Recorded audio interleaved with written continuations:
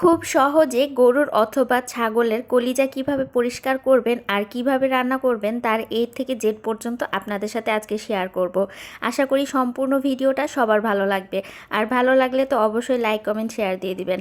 আসসালামু আলাইকুম সবাইকে, কেমন আছেন সবাই? আশা করছি প্রতিদিনের মতো আবারও আজকে আমার ভিডিওটি সবাই সম্পূর্ণভাবেই দেখবেন। তো প্রথমে এই তো দেখতেই পাচ্ছেন আমি গরুর কলিজাটা খুব ভালো করে কিভাবে পরিষ্কার করে নিচ্ছি। ওপরের যে পর্দাটা আছে এই পর্দাটা যদি উঠিয়ে নেওয়া হয় তাহলে কলিজা রান্না করার সময় একেবারে সফটনেসটা বজায় থাকে, আর এই চামড়াটা বা পর্দাটা যদি থেকে যায় তাহলে গরুর কলিজাটা রান্না করার পরে একটু রাবারি রাবারি লাগে। তো এই তো আমার কিন্তু উপরে যে পর্দাটা এটা কিন্তু পরিষ্কার করা হয়ে গেছে। তারপরে আমি টুকরো টুকরো করে কেটে নিয়েছি যেই সাইজে খাওয়া হবে, রান্না করা হবে। তো এই তো আমি আরও একবার ধুয়ে নিচ্ছি, আর এই ধোয়ার পরে এইখানে আমি 2-3 টুকরা লেবু ব্যবহার করেছি। এই 2-3 টুকরা লেবু দিয়ে প্রথমে আমি পানিটা গরম করে নিয়েছি, আর এই পানি গরমের ওপরে কলিজাগুলো দিয়ে নিয়েছি। খুব বেশিক্ষণ আমি রাখিনি, 2 থেকে 3 মিনিট রেখেছি, মানে 1টা থেকে 2টা যখন বলক উঠেছে তখনই আমি আবারও নামিয়ে নিয়েছি। তারপরে আবারও ভালোভাবে ঠান্ডা পানিতে ধুয়ে নিয়েছি। এ পর্যায়ে অবশ্যই ঠান্ডা পানিতে ধুয়ে নিতে হবে, তাহলে কলিজাটা আর সেদ্ধ হবে না। ওই যে গরম ভাবটা থেকে যে সেদ্ধটা ভিতরের প্রসেসিং হবে ওইটা আর হবে না, বন্ধ হয়ে যাবে। তো এই তো আমি আবারও খুব ভালো করে ধুয়ে নিচ্ছি, খুব ভালো করে অবশ্যই কলিজাটা ধুয়ে নিতে হবে। আমার যখন কলিজাটা ধোয়া হয়ে গেছে এই পর্যায়ে আমি রান্নার প্রসেসে চলে এসেছি।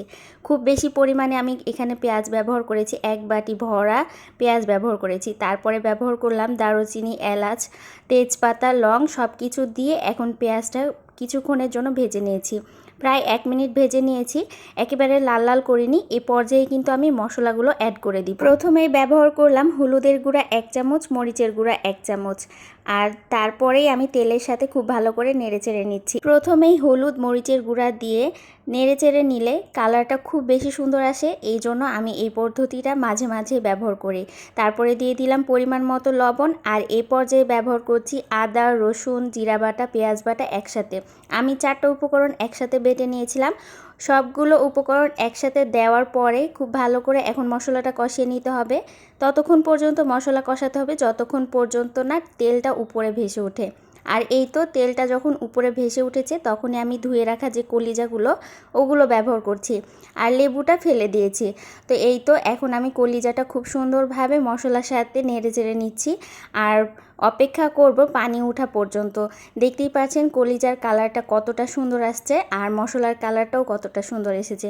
এইভাবে কলিজা কে কে রান্না করেন আজকের ভিডিওতে অবশ্যই জানাবেন। এই তো মশলার সাথে একবার নেড়ে চেড়ে কলিজাটা ঢাকনা দিয়ে ঢেকে দিয়েছিলাম। তারপরে দেখলাম বেশ কিছুটা পানি উঠে এসেছে, আরও কিছুটা পানি উঠে এসেছিল। আমি সম্পূর্ণ পানি খুব ভালোভাবে কষিয়ে এখন কমিয়ে নিব।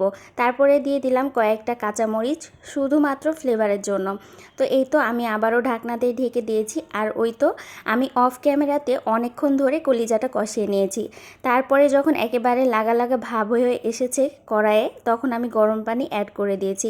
অবশ্যই গরম পানি ব্যবহার করতে হবে, তাহলে কিন্তু স্বাদটা আরও দ্বিগুণ হয়ে যাবে। তো এই পর্যায়ে আমি গরম পানিটা ব্যবহার করে নিয়েছি পরিমাণ মতো। আজকে আমি হাফ কেজি কলিজা রান্না করেছি পুরোটাই।